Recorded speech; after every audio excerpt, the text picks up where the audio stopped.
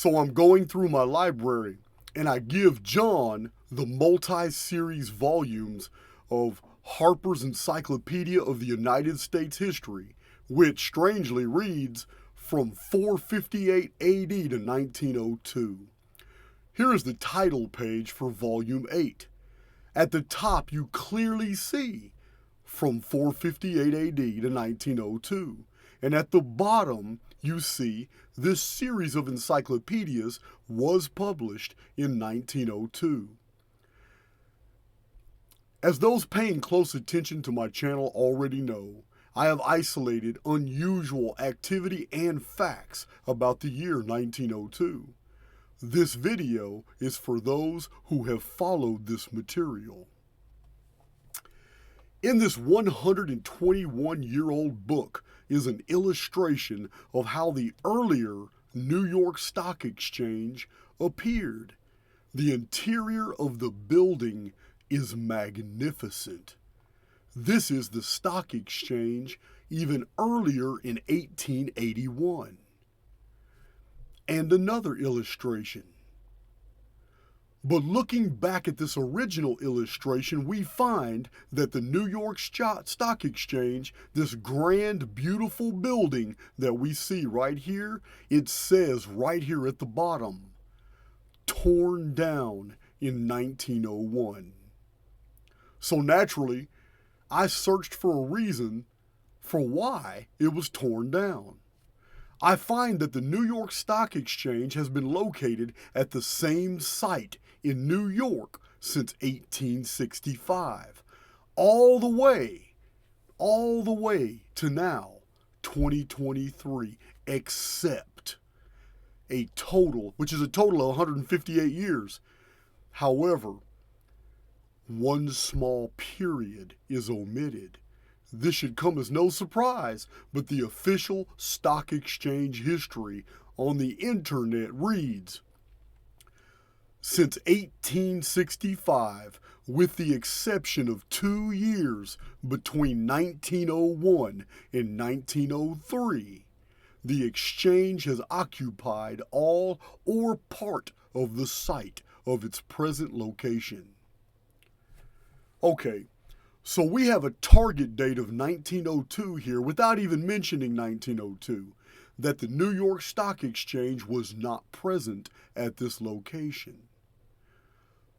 So I search further and I come across something new, something that I nor Gary Warmerdam or others have been able to find. I don't know why, it's been there all along, but it's the Panic of 1901. Yes, this is in the newspapers. On May 8th and then followed by May 9th, the New York Stock Exchange crashed and then closed for 4 days.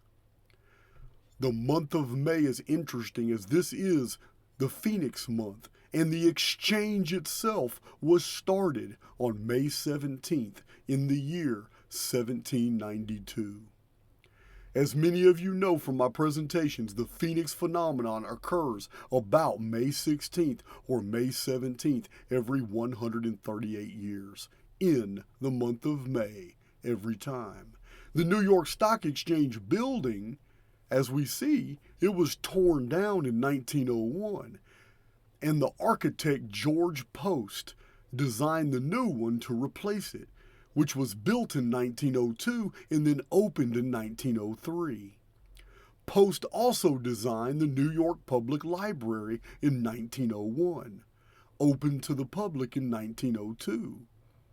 Look at all those books. So, in this same book from 1902 that we found the illustration explaining that the stock exchange had been torn down to be rebuilt, we find an illustration of the original Great Seal of the United States.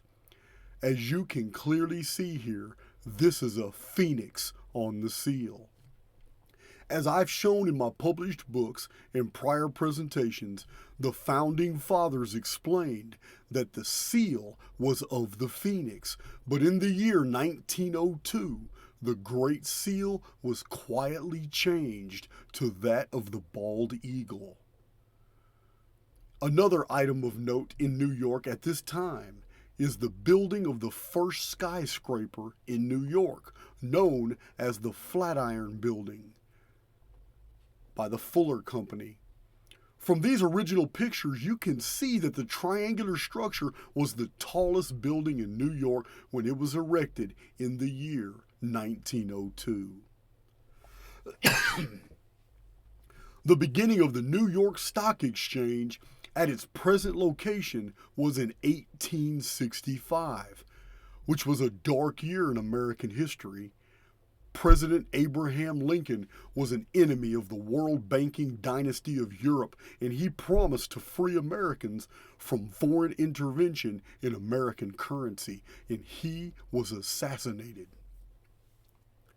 President William McKinley was opposed to the world banks, and he succeeded in getting the gold standard passed in the year 1900. But in 1901, he was assassinated. The New York Stock Exchange opened and closed in both 1865 and 1901, both years of these presidential assassinations, and the construction lasted through 1902, and in 1903 the new financial structure began over America and the world by extension in a totally new exchange building. A financial takeover of America had happened right under the noses of the public. The bird of hope, the phoenix, was changed to a bird of prey, the eagle. The calendrics of these events actually show us the collapse of this power structure at a future date. Remember, if something is true, it can be seen from multiple different mathematical vantage points. So let's examine 3 separate series of events.